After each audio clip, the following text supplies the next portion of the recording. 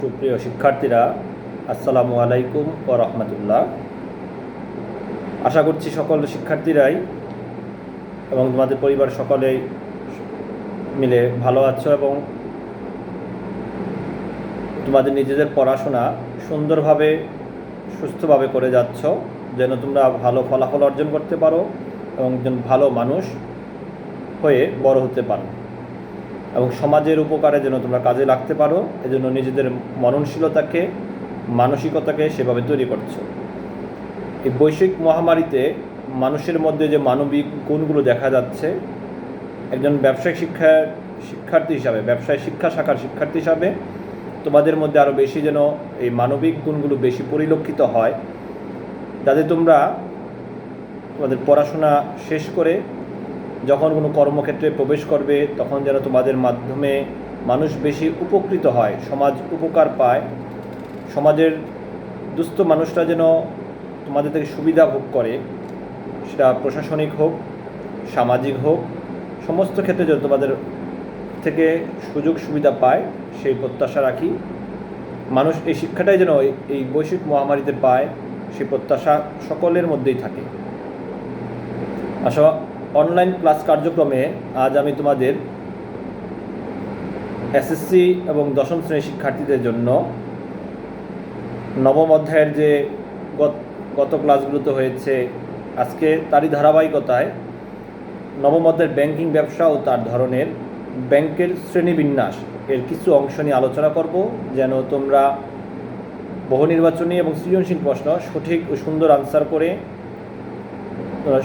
পূর্ণাঙ্গ নাম্বার পাও এবং ভালো ফলাফল অর্জন করো। আসো গত দিনের ক্লাসে গত ক্লাসে আমরা তোমাদের ব্যাংকিং ব্যবসার ধরনের মধ্যে ব্যাংকের উদ্দেশ্যবলী, ব্যাংকের ধরন এগুলো আলোচনা হয়েছিল। উদ্দেশ্যের মধ্যে 3টা অংশ ছিল। তার পরবর্তীতে তোমাদের ব্যাংকের গঠন নিয়ে আলোচনা করা হয়েছে। তার সাথে সাথে ব্যাংক ব্যবসায়ের বা ব্যাংকিং ব্যবসার মূল নীতি নিয়ে আলোচনা করা হয়েছে, যা খুবই গুরুত্বপূর্ণ সৃজনশীল প্রশ্নের জন্য এবং বহু নির্বাচনী প্রশ্নের জন্য। মূলনীতি অবশ্যই তোমরা খুব ভালোভাবে দেখবে এবং নিয়মিত দেখার মাধ্যমে তোমরা অনেক ভালো কিছু অর্জন করতে পারবে। আসলে আজকে আমরা ব্যাংকের শ্রেণীবিন্যাস নিয়ে আলোচনা করব। কার্যাবলী, মালিকানা, অঞ্চল, গ্রাহক ইত্যাদির ভিত্তিতে ব্যাংকিং ব্যবসাকে নিম্নলিখিত যে 5টি ভাগে ভাগ করা হয়েছে। তোমাদের পাঠ্য বইয়ে একটি ছক দেওয়া আছে, তা আমি বলে দিচ্ছি। হলো কার্যভিত্তিক শ্রেণী বিভাগ, মালিকানা ভিত্তিক শ্রেণীকরণ, অঞ্চল ভিত্তিক শ্রেণীকরণ, বিশেষ গ্রাহক ভিত্তিক শ্রেণীকরণ এবং সুদ মুক্ত ব্যাংক। তাহলে ব্যাংকের শ্রেণীবিন্যাসে আমরা 5টি ভাগ পেয়েছি: কার্যভিত্তিক, মালিকানা ভিত্তিক, অঞ্চল ভিত্তিক, বিশেষ গ্রাহক ভিত্তিক এবং সুদ মুক্ত ব্যাংক। আচ্ছা, কার্যভিত্তিক শ্রেণীকরণের মধ্যে কী কী আছে আলোচনা করে দেখি আমরা।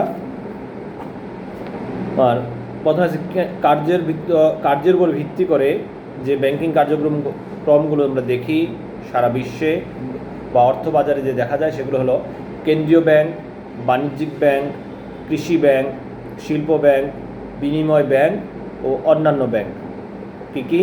কেন্দ্রীয় ব্যাংক কার্যের উপর ভিত্তি করে তাদের যে ফাংশনাল যে কাজগুলো, এই কার্যের উপর ভিত্তি করে যে ব্যাংকের শ্রেণীবিভাগ করা হয়েছে, সেখানে 6টি আছে: কেন্দ্রীয় ব্যাংক, বাণিজ্যিক ব্যাংক, কৃষি ব্যাংক, শিল্প ব্যাংক, বিনিময় ব্যাংক এবং অন্যান্য ব্যাংক। তো এখন দেখা যাক কেন্দ্রীয় ব্যাংক কী। কেন্দ্রীয় ব্যাংক দেশের সব ব্যাংকের মুরব্বি, পরিচালক ও নিয়ন্ত্রক। কেন্দ্রীয় ব্যাংক সকল ব্যাংকের মুরব্বি, পরিচালক ও নিয়ন্ত্রক। গোটা ব্যাংকিং ব্যবস্থার প্রাণকেন্দ্র। একটি দেশের গোটা ব্যাংকিং যে ব্যবস্থা, অর্থ ব্যবস্থা, তার প্রাণকেন্দ্র। কেন্দ্রীয় ব্যাংক বা সেন্ট্রাল ব্যাংক মুদ্রা বাজারকে সুসংগঠিত আকারে পরিচালিত করার উদ্দেশ্যে গঠিত হয়। কেন্দ্রীয় ব্যাংক কেন?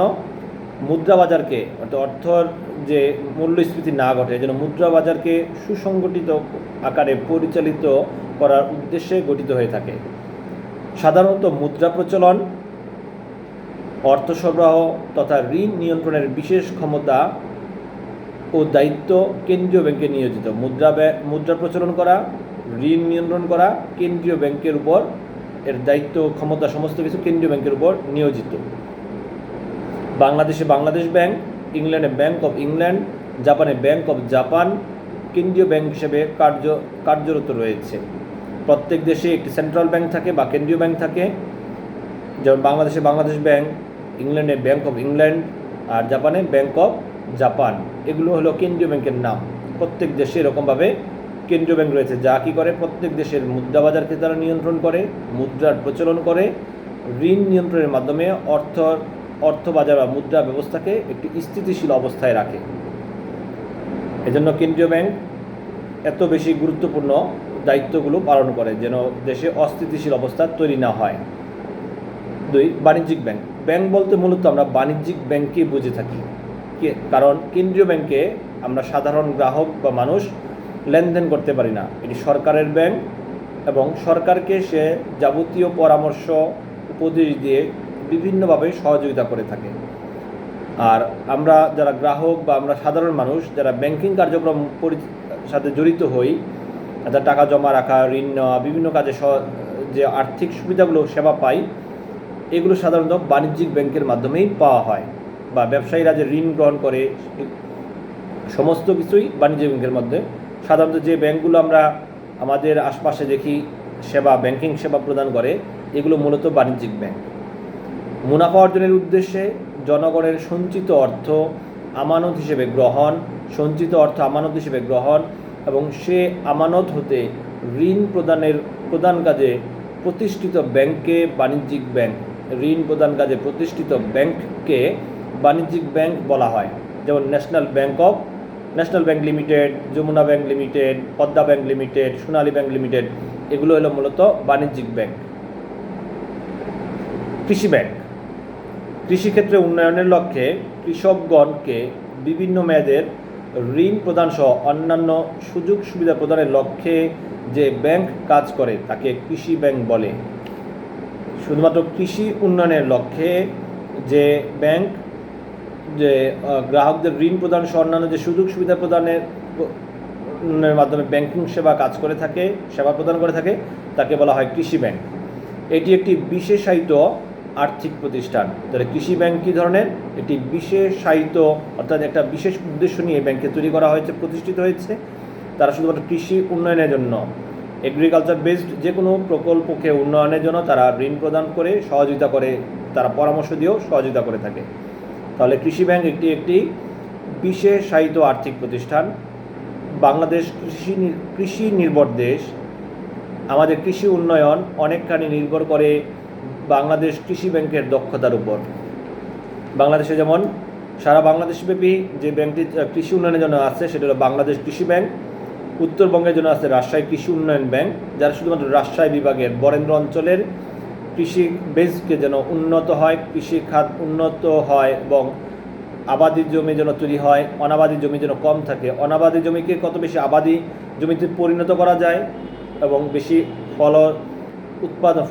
ফসল উৎপাদনের জন্য পরামর্শ দিয়ে ঋণ প্রদান করে সহযোগিতা করে রাজশাহী কৃষি উন্নয়ন ব্যাংক। সমস্ত দেশব্যাপী বাংলাদেশ কৃষি উন্নয়ন ব্যাংক কাজ করে থাকে। আর কৃষির উন্নয়ন নির্ভর করবে বাংলাদেশ কৃষি ব্যাংকের দক্ষতার উপর। শিল্প ব্যাংক দেশের শিল্প খাত উন্নয়নের লক্ষ্যে যে ব্যাংক প্রতিষ্ঠিত হয়, শুধুমাত্র শিল্প খাত উন্নয়নের লক্ষ্যে যে ব্যাংক প্রতিষ্ঠিত হয় তাকে শিল্প ব্যাংক বলে। যন্ত্রপাতি সংগ্রহ, ভূমি ক্রয়, কারখানা নির্মাণ ইত্যাদির জন্য শিল্প ব্যাংক ঋণ প্রদান করে থাকে। যন্ত্রপাতি সংগ্রহ করা, ভূমি ক্রয় করা, কারখানা নির্মাণ ইত্যাদির জন্য বড় বড় বিনিয়োগের জন্য শিল্প ব্যাংক ঋণ প্রদান করে থাকে। বিডিবিএল পূর্ণরূপ হলো বাংলাদেশ ডেভেলপমেন্ট ব্যাংক লিমিটেড। বাংলাদেশে এই ধরনের একটি ব্যাংক। তার শিল্প ব্যাংকের একটি উজ্জ্বল দৃষ্টান্ত হলো বাংলাদেশের ক্ষেত্রে বিডিবিএল, অর্থাৎ বাংলাদেশ ডেভেলপমেন্ট ব্যাংক। বিডিবিএল এর আগে দুটি ব্যাংক একত্রিত হয়ে বিডিবিএল তৈরি হয়েছে। বিডিবিএল ছিল বাংলাদেশ শিল্প ঋণ সংস্থা আর বাংলাদেশ শিল্প ব্যাংক, এই দুটোকে মার্জ করে যেটা হয়েছে সেটা হলো BDBL, Bangladesh development bank limited. এটা শিল্প খাতে বেশি করে বিনিয়োগ করে এবং বৃহদায়তন দীর্ঘমেয়াদী বিনিয়োগগুলো এর মাধ্যমেই হয়ে থাকে। অর্থাৎ বৃহৎ আকার যন্ত্রপাতি, তারপর বৈদেশিক মুদ্রার মাধ্যমে বিদেশ থেকে যন্ত্র আমদানি করা, বড় আকারে কারখানা তৈরি করা, বড় বড় জমিকে ক্রয় করে ব্যবসায়ীদেরকে শিল্প কারখানা স্থাপনের জন্য তারা বৃহৎ আকারের ঋণ সহায়তা প্রদান করে থাকে।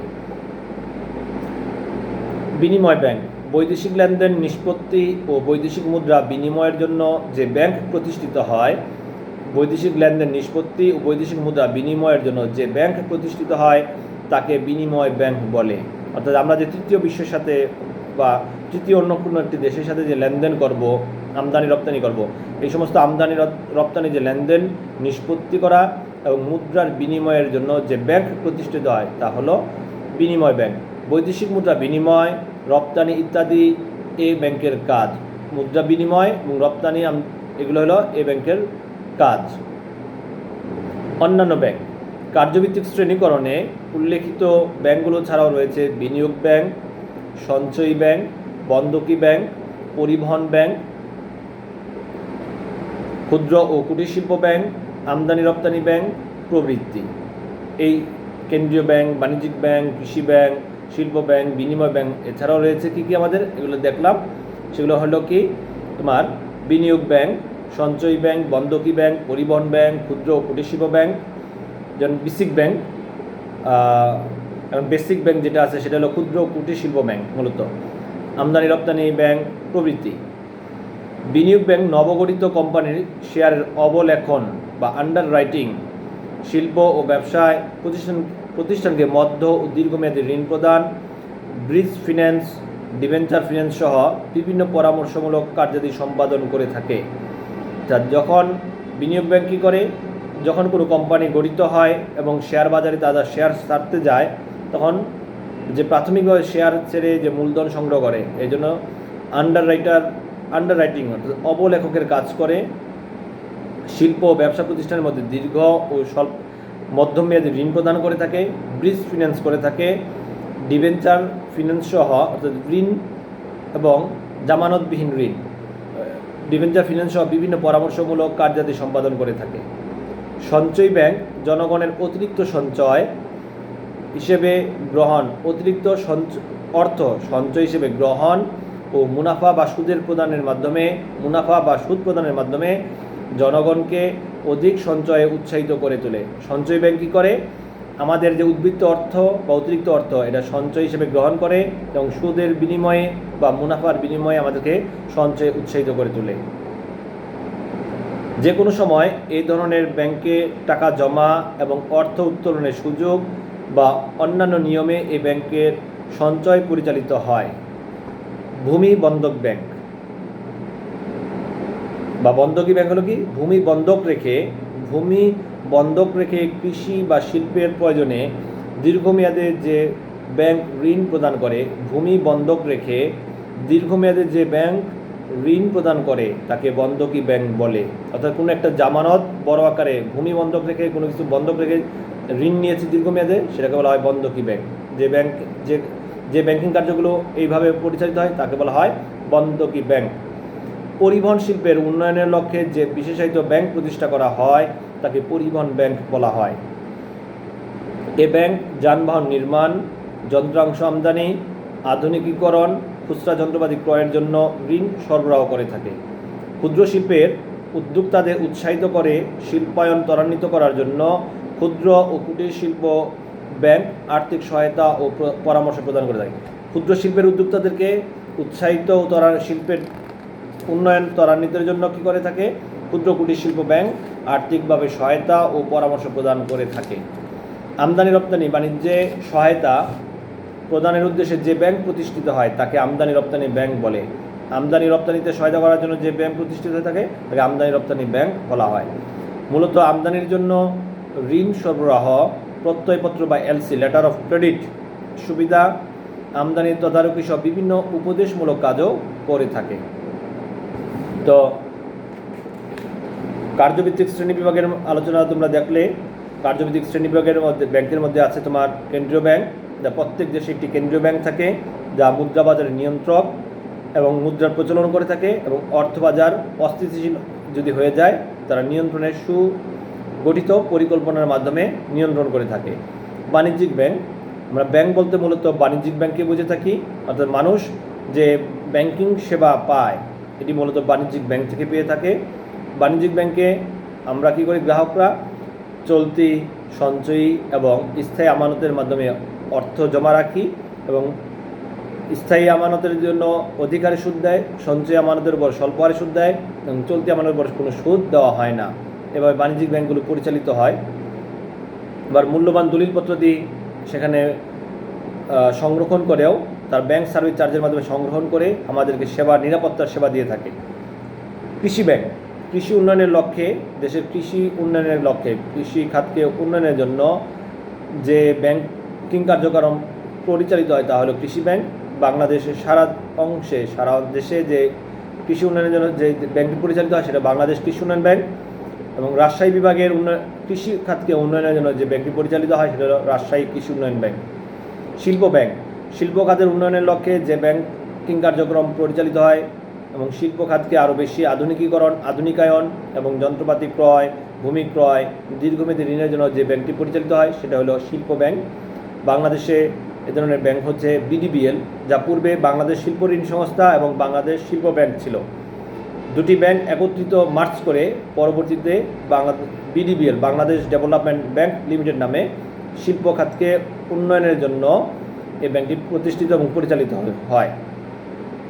বিনিময় ব্যাংক বৈদেশিক লেনদেন নিষ্পত্তি ও বৈদেশিক মুদ্রা বিনিময়ের জন্য যে ব্যাংক প্রতিষ্ঠিত হয় তা হলো বিনিময় ব্যাংক।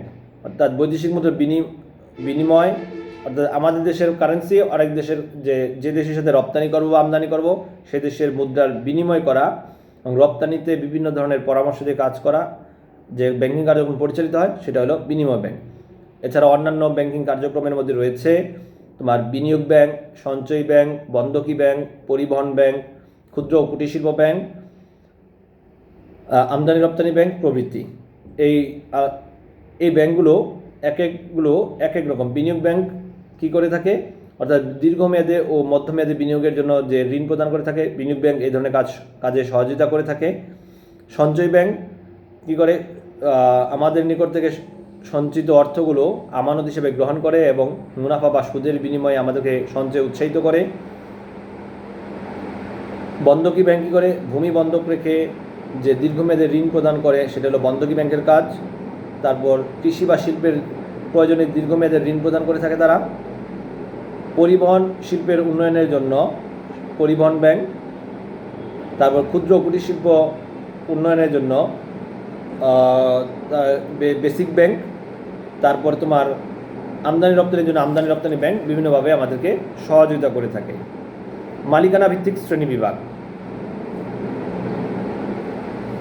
রাষ্ট্রীয় মালিকানাধীন ব্যাংক সম্পূর্ণভাবে সরকারি মালিকানায় ও পরিচালনায় যে ব্যাংক প্রতিষ্ঠিত হয় তাকে রাষ্ট্রীয় ব্যাংক বা সরকারি ব্যাংক বলে। সম্পূর্ণভাবে রাষ্ট্রীয় মালিকানা এবং পরিচালনায় যে ব্যাংক প্রতিষ্ঠিত হয় তাকে রাষ্ট্রীয় ব্যাংক বা সরকারি ব্যাংক বলে। যেমন Sonali bank limited, Janata bank limited, basic bank limited, এগুলো হলো সরকারি ব্যাংক।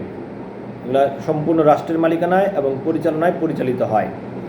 তারপর তোমার যৌথ মূলধনী কোম্পানি ব্যাংক। কোম্পানি আইনের আওতায় যে ব্যাংকের মূলধন গঠিত হয় এবং পরিচালিত হয় ও নিয়ন্ত্রিত হয় তাকে যৌথ মূলধনী কোম্পানি ব্যাংক বলে। কোম্পানি আইনের আওতায় যে ব্যাংকের মূলধন গঠিত হয় এবং পরিচালিত ও নিয়ন্ত্রিত হয় তাকে কি বলা হয়, যৌথ মূলধনী কোম্পানি ব্যাংক বলে, অর্থাৎ জয়েন্ট স্টক কোম্পানি ব্যাংক। সমবায় ব্যাংক সমবায়ের নীতি ও আইন অনুযায়ী গঠিত ও পরিচালিত ব্যাংককে সমবায় ব্যাংক বলে। সমবায়ের নীতি ও আইন অনুযায়ী যদি গঠিত হয়ে পরিচালিত হয় তাহলে তাকে সমবায় ব্যাংক বলে।